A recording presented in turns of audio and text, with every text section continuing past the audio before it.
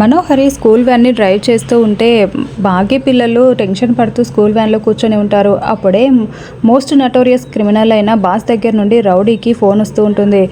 అతను రివాల్వర్ పట్టుకొని కదిలారంటే కాల్చి పడేస్తాను అని వార్నింగ్ ఇస్తూ చెప్పండి బాస్ అని ఫోన్లో మాట్లాడుతూ ఉంటాడు. ఇదిగో నువ్వు వ్యాన్లో నుండి కిందకి దూకేసేయి అని చెప్పడంతో బాస్ అవునా బాస్ సరే బాస్ అని అతను చెప్తూ ఉంటాడు.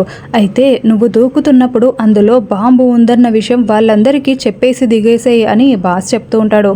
అలాగే బాస్ అని అతను నేను వ్యాన్లో నుండి దిగిపోతున్నాను, ఈ వ్యాన్లో బాంబు పెట్టాము అని అతను చెప్పడంతో బాంబా అని రాథోడ్ పిల్లలు అందరూ కూడా కంగారు పడుతూ ఉంటే ఏంట్రా ఏం మాట్లాడుతున్నావురా, బాంబు పెట్టావా ఎక్కడ్రా అని డ్రైవ్ చేస్తున్న మనోహరి చెప్తూ ఉంటుంది. ఇదిగో నువ్వు కూర్చున్న సీట్ కిందే ఉంది, నీ కాళ్ళ కిందే ఉంది, అది స్పీడ్ బాంబు, స్పీడ్ తగ్గిందో బాంబు పేలిపోతుంది అని అతను చెప్పేసి వ్యాన్లో నుండి కిందకి దూకేస్తాడు. ఇక మనోహరి 70-80 స్పీడ్తో వ్యాన్ని నడుపుతూ ఉంటుంది. మనోహరి కాళ్ళ దగ్గరే ఆ బాంబులో నెంబర్స్ పడుతూ ఉంటాయి. ఇక దాంతో పిల్లలు బాగి ఏం చేయాలో అర్థం కాక చాలా టెన్షన్ పడుతూ ఉంటే అమర్ హెలికాప్టర్ డ్రైవ్ చేస్తూ వస్తూ ఉంటాడు.